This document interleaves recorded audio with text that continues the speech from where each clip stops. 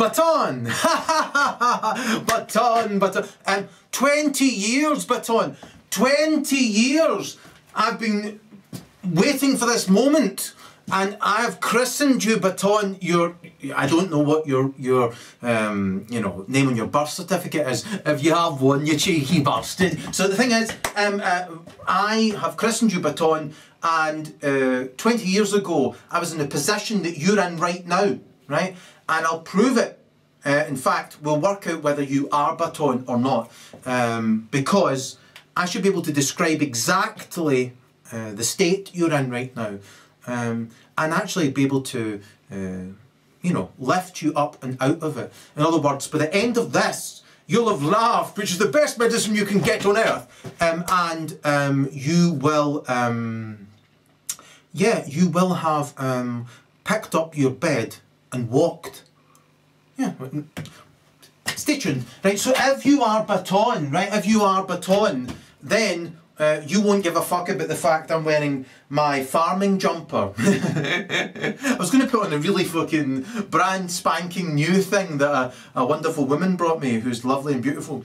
And instead I decided to wear this, because I tend to do things at the last minute, you know, just to get it done, you know, as I'm not superficial, and neither are you. So let me describe the position you're in, Baton, right? There's a huge search for you right now, right?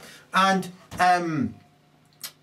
if you are Baton, then at night, right, every night, you find yourself laying in a fetal position. How could I know? Yeah, you're gonna have to get an extra curtain put on your window. So the point being, right, you're in that fetal position, right? And you aren't anywhere near as happy as you once used to be. Why is that? Why do you think that is? Well, the answer is really quite simple. You've met a lot of evil cunts who needed shot through the fucking head, right? And you didn't realise at the time, because they are liars, right? Who are obsessed with the illusion of transference, right? So, it's really quite simple. I'm going to try and cure you, right, in this very, very short video, right? So, it's really simple, right? If you're Baton, then you're getting thoughts in your head about, you know, futility. You're thinking that life might seem futile. You've kind of lost your warm halo that you used to have around your head of happiness, and you might just start to think you're standing on a rock floating through space into a fucking void. So here's the thing, right? I'm going to make you all better, right? If you are Baton, right, you're clinically depressed, you're slightly narcissistically depressed as well, but don't personalise that. And you might not know you're suffering from a nervous breakdown, right? Which is simple. It's better known as PTSD, post-traumatic stress disorder, right? I'll explain what happened to me 20 years ago, and it may make more sense to you.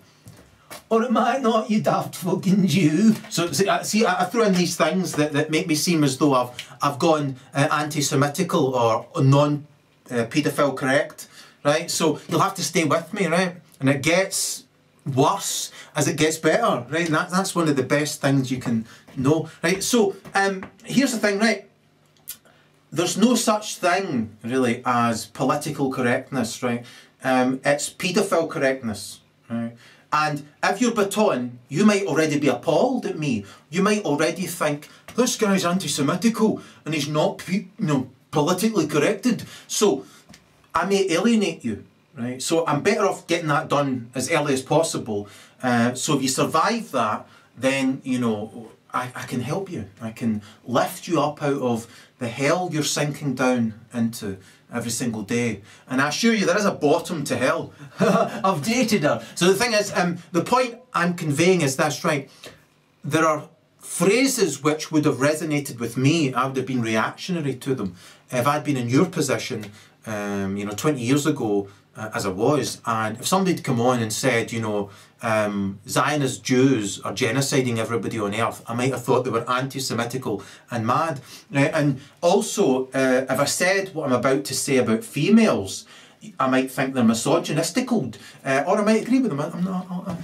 Now, here's another thing. If somebody came on and said something against homosexuals, ding, ding, ding, ding, ding. I would immediately thought they were a bad person, like a crap 1970s comedian, which I'm about to do a kind of like homage to in a minute. So, all I'm asking is for one thing from you, right? And I'll give you everything I've got, and I'll cure you, right? Is to keep an open mind, right? As I assure you, the reason you're in the position you're in right now is because people have been preying on your moral conscience and your mind and your depth and your breadth and your talent and your looks, no doubt, as well. Yeah, and they were jealous of you and they didn't appreciate you. And because you lack arrogance, you didn't realise that they were being jealous of you, right? And I'll explain their irrational psychology as I go. In fact, I'll help you completely understand your sworn enemy who are partly responsible for where you are right now. So, and they may have played a bigger part in that than you think. And I'll take you through everything, right? And I'll try and make it as funny as possible. So, like I say, if I'd been in your shoes, right, and as I was 20 years ago, and somebody came on and said, Zionist Jews are genociding everybody on earth, I might have thought they were mad and anti-Semitical. He's already said that. And so, also, I'll go through it, right? And all I'm asking, like I say, is for you to keep an open mind. And I'll cure you, and I'll make you laugh like fuck. And you'll genuinely pick up your bed and walk, and I'll take you through everything I possibly can, yeah? All you have to think to yourself is this one thought. Whenever you react, oh, I think he's a bad man, just think to yourself, what if he isn't? And what if he's simply telling me the truth, and the reason I'm in the state I'm in right now is because I've been lied to since the day I was born. Yeah. Right, that's all you need to do, just that one thing. So whenever you're reactionary and think, he's anti-Semitical, he's gone misogynistical, he's gone homophobian, you know, whatever, you know, if you think I've got the mental of the health, which is the problem, or the Pakistani gets it, whatever you think of me, right, if you suspend it and just think to yourself, the truth is independent of self. What is the truth? It's a reflection of reality, that's all. A reflection of reality. Right? Without perverting it, without egocentrically augmenting it to suit an imaginary second self, which is what an ego is. It doesn't get more arrogant than an ego. I have no ego. And I think you don't have an ego either. And the truth would be very important to you. So important, liars can take advantage of these parts of your brain where they actually provably have no function. Right? You know, for example, if you were to look at their fMRI, brain scan, they've got no function across the front of their brain, or very little, and they take advantage of that because they study the parts of your brain that they don't have function. And I assure you, these bastards, these scumbags, these fucking cunts can stand right in front of you and lie to your face, and worse, they get off on it. So you'll learn more, right? I've already done this entire series just for you, believe it or not, right? I started with Erol on psychopaths, really. This is the kind of school of thought I would like you to follow. Then Erol on narcissism, although there's bits in between, like, you know, Erol on pathology. And then Erol on paraphiliacs, right? Incidentally, I'm Erol. So the point being, you don't have to watch all those, you just watch this one repeatedly until you get it, right? And so I'm going to be with you through your vigil, as it were. Because it took me a long time to recover, and you won't get better overnight, but you could.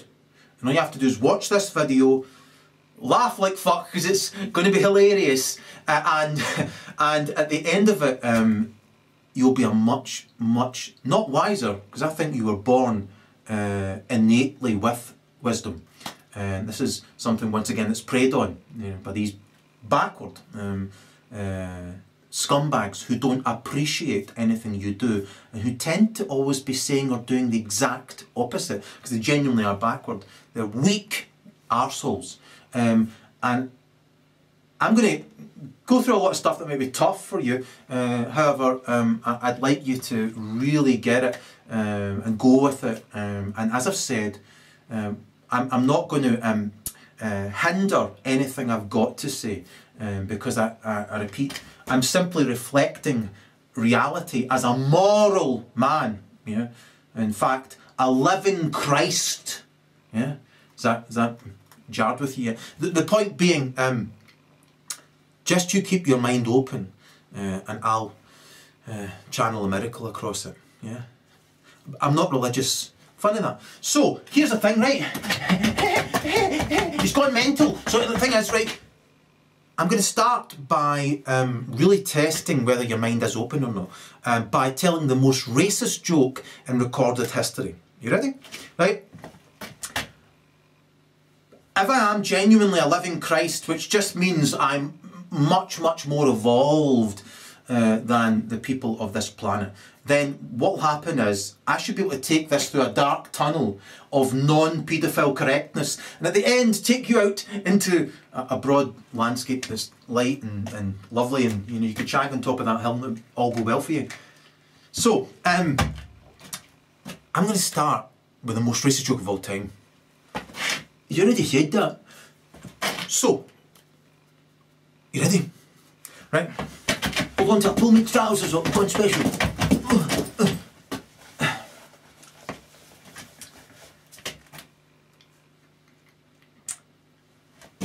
Excuse me, barman. Yeah, what is it, you fucking punter? The fag machine is out of order. You'll find most fags are out of order. No, I mean the cigarette machine. Oh, I thought, yeah, I'll fix it. Give it a kick, give it a thump. That's what you should be doing with fags anyway. Fag bashing. There's just one other thing, if you don't mind me asking. Thrill me. I'd like to make this my local, but there's just a slight problem I have with this plaque you have on your bar. What about it? It's fucking staying there. If you don't like it, you can get to fuck. Yes, well, it's just like I'd like to stay and I'd like to make this my local, and I do have an open mind. So if there's a particularly good reason, you know, then you know, it may make perfect sense to me, and I'll stay and make it my local. You want to know why this fucking plaque is on me bar? And if it makes sense to you, then I'll get your income on a regular basis. Pretty much, yeah. Alright, I'll tell you. Right? I was standing in my own fucking bar, right, minding my own fucking business, right? Pulling pints, loving it, fucking lovely, in my own fucking country, right? My own fucking manor, my own fucking pub. And two big fucking fuzzy wuzzies walk straight in off Tip Bastard Street, 6'6" and 6'9". Walk straight up to the bar, my own fucking bar, in my own fucking country. And they said to me, I love a Bacardi and Coke for myself and a Bacardi Breezer for my boyfriend. I said,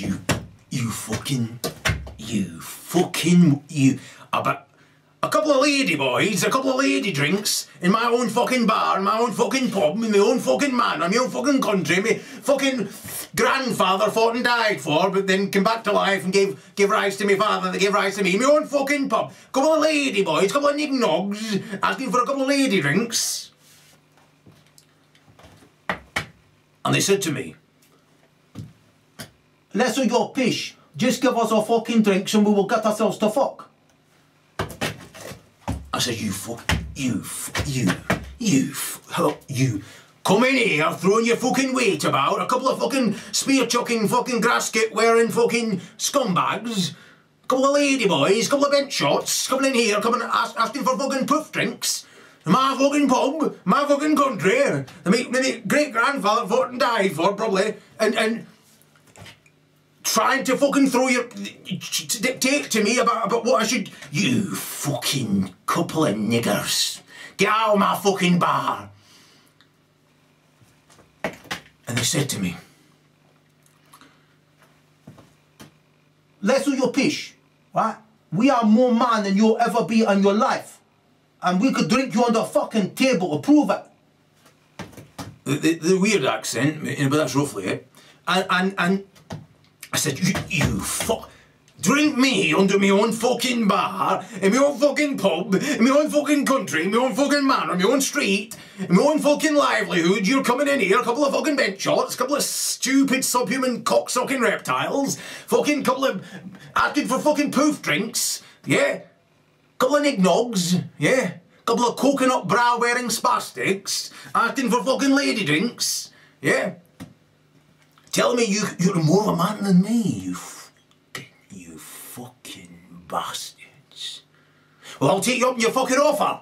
I'll take you up on your fucking offer. If you can drink me under my own fucking bar, I'll pay for all the drinks myself. And they said to me, you're on. And we will do that. We will fucking drink you on the bastard table, and then we will fuck your wife, and we'll take 50 quid from the till, and we'll be on our way. You only have yourself to blame. I said, you're fucking on. You're fucking on. Nobody will drink me under my own fucking bar, in my own fucking country, in my own fucking livelihood, my grandmother fucking died for, my own fucking pub. We started drinking, didn't we? Started drinking. Oh, I was fucking necking pint after fucking pint. Nobody's fucking business. Like nobody's business. And they were drinking fucking coconut Bacardis, whatever the fuck it was, right? Fucking couple of eggnogs, full of coons, couple of fucking interloping darkies. I got to know about the 14th pint. My memory becomes a bit vague at that juncture. But they were still fucking necking these fucking... whatever the fuck they were, Bacardis and fucking poof juice, and what happened was, my legs gave way. I reached for a pint, and, you know, I just remember their big legs stepping over the top of me like fucking War of the Worlds, like two big fucking black spiders walking over the top of me, like I weren't there, lying on the floor of my own fucking pub. And they were up the fucking stairs and shagged the fucking ass off my wife. I could hear her fucking screaming, yes, yes, this is what I've always fucking wanted. Right? They came back down the stairs about fucking 2 hours later, emptied the fucking till, and fucked off. And I crawled up that fucking stair to make sure she was alright. And she'd packed her bags. Slapped me across the face and said, I'm leaving you, you prick.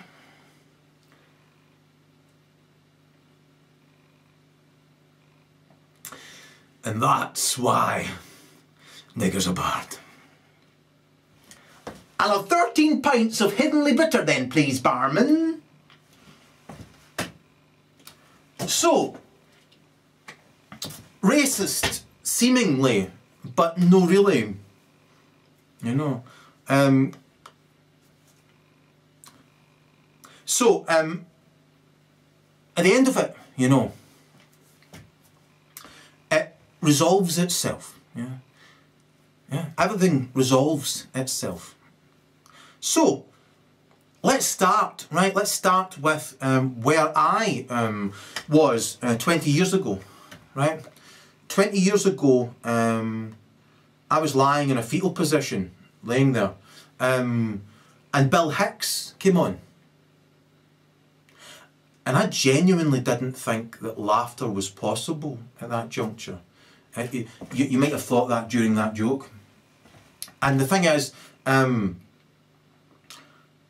started laughing, and it was like an alien voice, you know, alien sound. And like the scene in Castaway, where Tom Hanks' character starts laughing for the first time. And the point being, then Tommy Boy, Chris Farley, bounced down a hill in that movie, and it was really, really funny. And this really helped me, you know, and I'd been asking my divine guide, you know, to help me just get to where I was before. You know, just being me, really.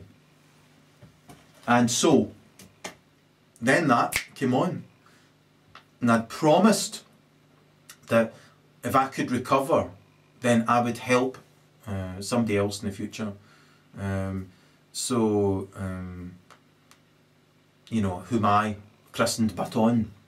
And I've written a 1,600-page novel. The first 200 pages are out there on Amazon, called Veracity versus Adversity, which once again was dedicated to you. And we've never met. And like I say, this entire series is dedicated to you. And that's that. And you're in a tiny, tiny, tiny percentage of people who are very unique, very evolved, very honest, very moral, and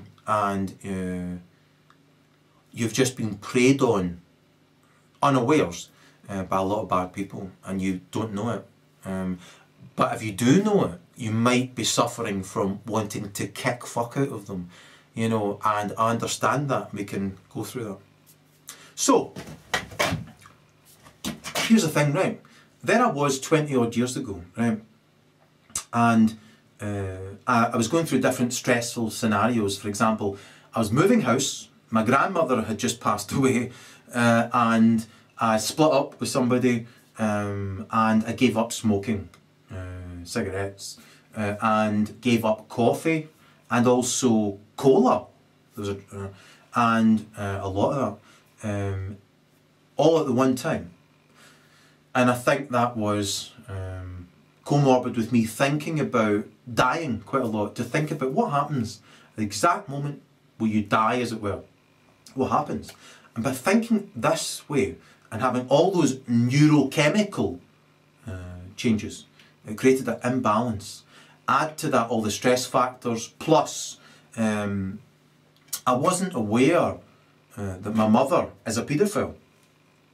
You know, and it took me 4 decades to realise my mother's a paedophile, you know, and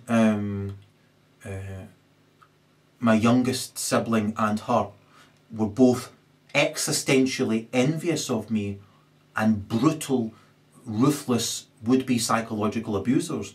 I didn't realise this, you know, and the kind of imbecility that where magically any retaliation, I'll eventually be able to finish a whole word without stopping halfway through it. The point is, any retaliation in their imbecile brain magically predates their wholly unwarranted, envy-born instigation. In other words, the cunt starts it and then pretends that the retaliation came first, right? I may be familiar, you may be very familiar with that. So, not only do they start it, they perpetuate it. And then they've got this imaginary, you know, negative thing that you're guilty of against you, and the cunt will run with that and run with that and run with that. So, what it is they're having a hard time in some way, and they're taking it out on you. So it's displaced anger, and the more dysfunctional they are there in the right frontal lobe, the more likely they are to treat you like an object, especially a sex object. So one of the key characteristics to understand is, it doesn't matter whether someone's in a male or a female body, right? The womb makes mistakes, and some of those mistakes are dominant. So there are dreadful mistakes made, and then they become just ingrained and inbred.